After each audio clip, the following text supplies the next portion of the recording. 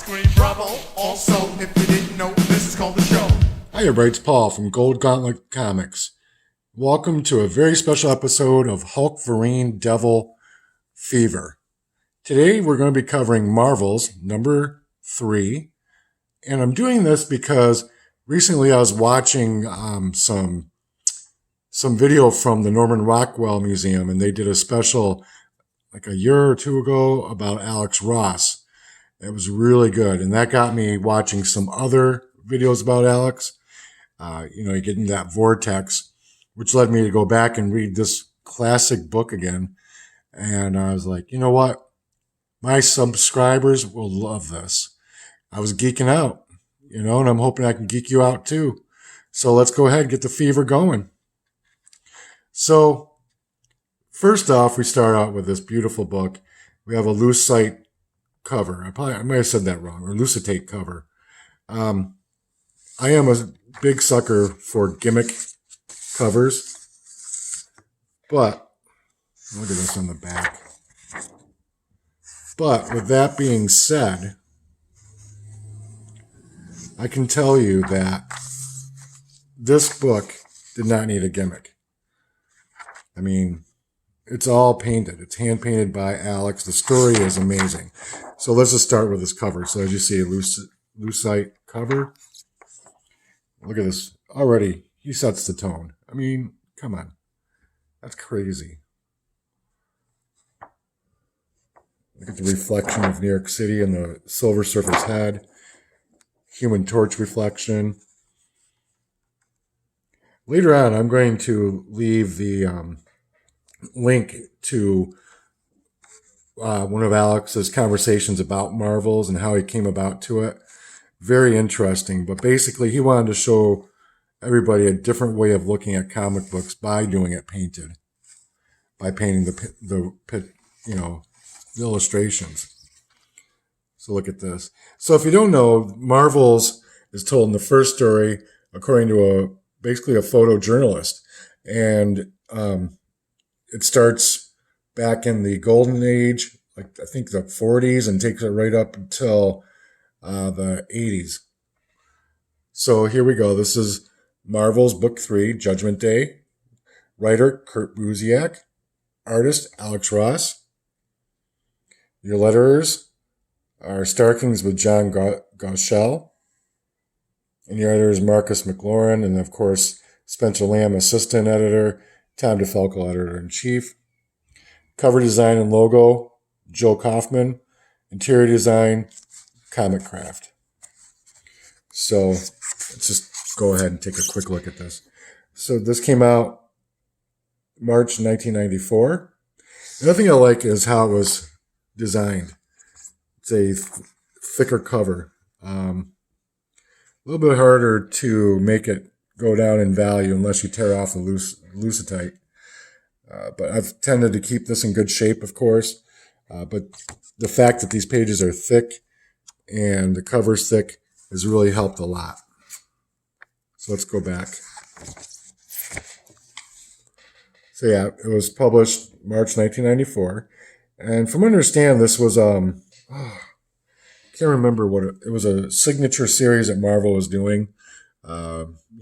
Much like I think it's the Black Books today in DC. They wanted to upgrade it quite a bit, and they did. So you start out here, look at this. And remember, this is all hand painted. Get that amazing work on that.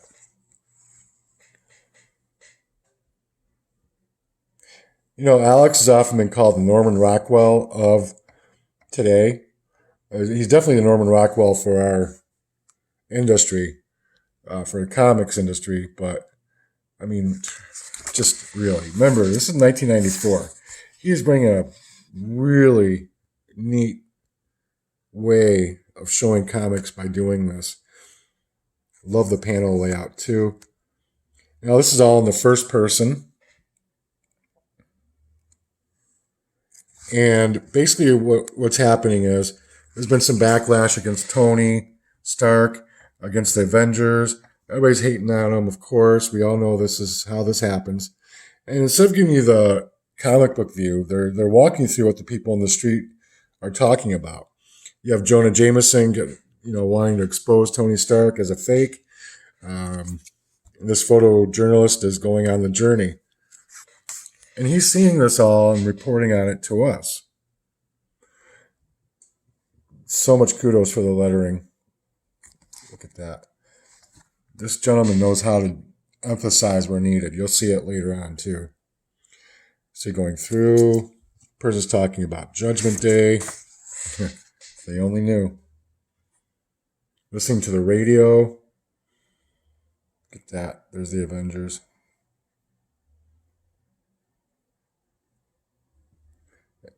So you see that our narrator starts to have a change in opinion, because he was pretty much anti-hero too.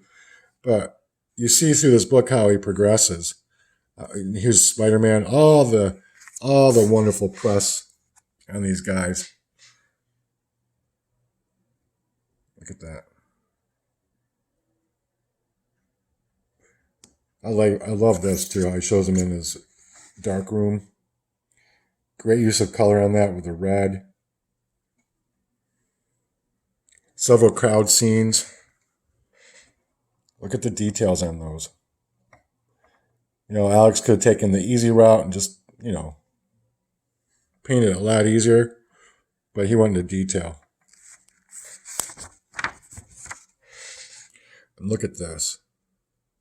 The sky is on fire. Somebody's coming. Everybody's freaking out, of course. Love this reference, too. I can't remember the news guy's name. I remember when I was a kid, he was on NBC News. I'll have to research it later because it's going to drive me crazy. But I remember watching him as a kid. He's a great news commentator. Look at that. Looking out the window. And there you go. Bam. Comes the Silver Surfer. And they're calling this all the signs of the ends of the world. Everybody's like, what's going on? Who is this dude? And then all of a sudden the Human Torch comes out. He's going to take care of some business. Everybody's excited. He loses, as we know. By the way, look at these panels, how they're laid out here. I mean, the panel work in all this book is amazing. But I love when they get innovative like this. And then in the background, Alex Ross's amazing painting, still detailed as ever. No skimping on this. See, Silver Surfer takes out Human Torch, no problem. There's the Thing. And then Galactus. Try to get some detail in there. Love how he does the prism work on that. Look at that. Where the sun is hitting up against Galactus and everybody's in his shadow. They're freaking out. Now he drops a bomb on him. I'm coming to drain this planet of all life. And here comes the Fantastic Four. They save the day. Or try to. But as we know, at first they're overwhelmed by Galactus. This is the first time they've ever met up with him. Yeah, he's zapping out the Human Torch. Everybody's talking about it. Freaking out. And look at this. Jeez. All the detail work in this. I mean, it's hard enough inking detail like that, but imagine painting that. Love how he does like a little haze. He really stayed true to form. And then, of course, the next page. I love this. This is classic right here. I'm going to put this on Instagram someday here soon. Just love how that, just amazing. So, of course, they couldn't help him. Everybody's freaking out because, oh no, Fantastic Four, call the Avengers, call Captain America. But finally, our boy gets in control and gives him the smackdown. But does he really? Yeah, look at that. course, Galactus gets back up, hands him a can of whoop ass. Excuse my language. He's taking pictures, of course, but he wants to be somewhere else. Look at that. My Lord. Is that just not cool, guys? The use of shading and light. Once again, I gotta emphasize, this is all painting. Hand-painted panels. So he starts walking through the tunnel. I think it's the Lincoln Tunnel. Finally, Silver Surfer steps in and takes care of Galactus. He's the only one that could do it. Remember your comic book history. I'm really surprised that this hasn't become a film yet with Marvel. I think it's such an interesting take on how the heroes were looked at back in those days and how freaked out everybody was. That's the subcontext. They've touched upon it in the different movies, but I just think this would be really a cool movie. Look at that. Bam. God.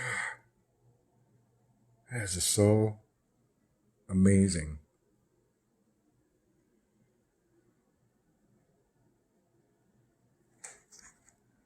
There you go. This is where they're talking about getting Captain America.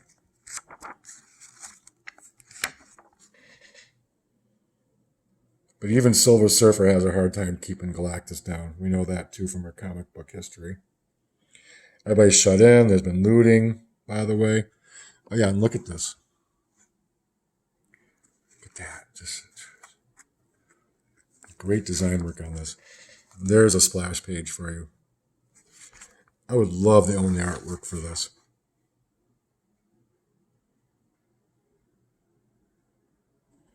Once again, the details on the people.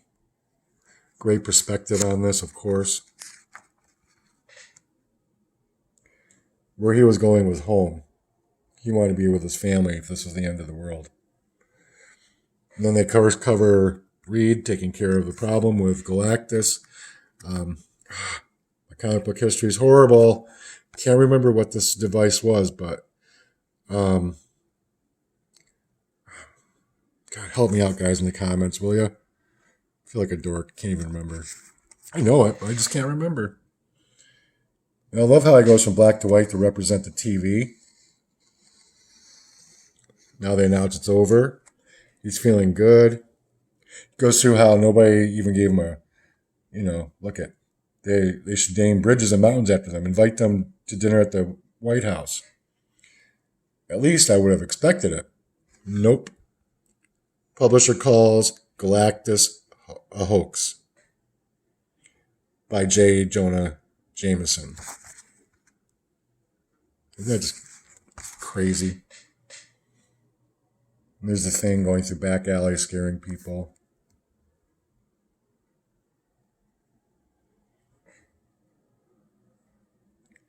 See, he's just over it. There's Peter Parker coming to turn in some photos of Spider-Man to make him look bad.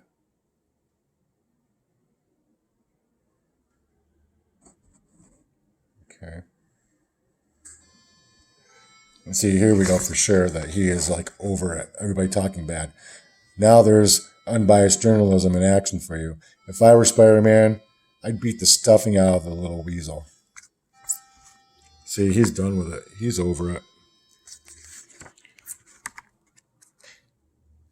Once again, I draw attention to the lettering.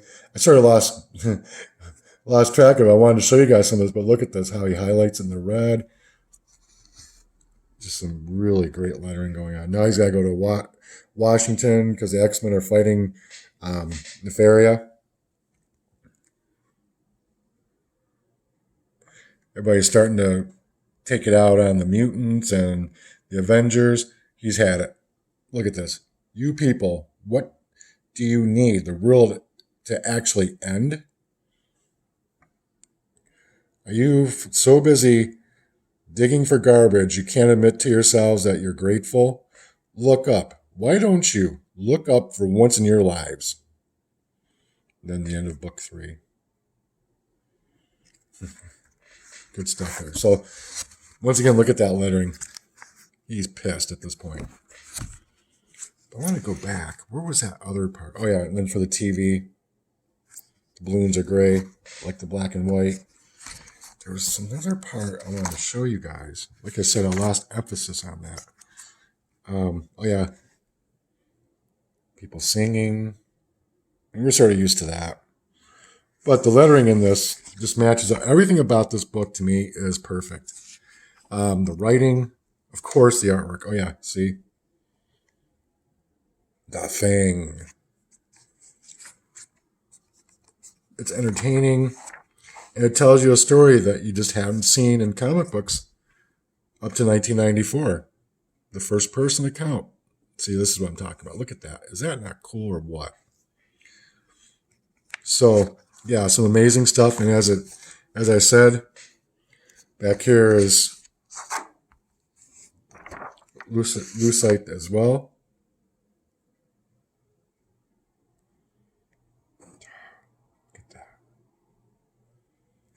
Man, Alex Ross is amazing. So here we go. A little teaser.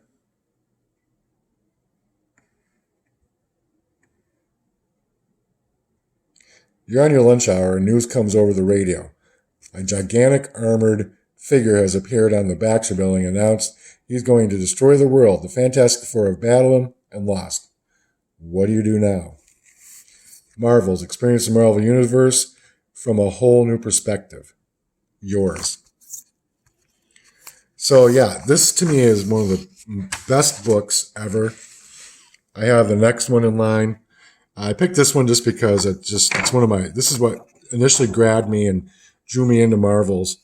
This picture right here, I just dug it. Like I said, look at the fine work on this. And once again, all hand painted. So, thank you for watching. I went a little bit off track from our normal trio of heroes. I didn't think you'd mind. Most of my subs love this kind of stuff. Not most of you, pretty much all of you love this kind of stuff. You have a passion for this kind of a book. So I thought, you know what? I'm going to share this geek out. A little bit more under control today than I usually am. It's just because I'm in awe. Whenever I see Alex Ross's work, I get it's like art germ. I get in awe of it, and I just get mesmerized. So thanks for watching. Make sure to subscribe and like and share. If you're new, we have content released every week. First off on Thursdays with Hulkverine Devil Fever, where we look at the Hulk, Wolverine, and Daredevil, and just geek out like we did today. Now it's not a review; it's a geek out. It's just showing pure love for our characters. And sometimes I'll go off the little beaten course like I did today, where I just had to share this. So then Fridays I have Eye for Indies. That's tomorrow. I think I missed last week. I didn't release any videos, so I've got to get caught up. Most likely we'll be looking at IndieCron and the different independent books that are coming out now. We've done a lot of history the last couple of weeks with the Fat Ninja and Judge Dredd in 2000 AD. So I think we'll just take a peek at IndieCron tomorrow. All right. Thank you.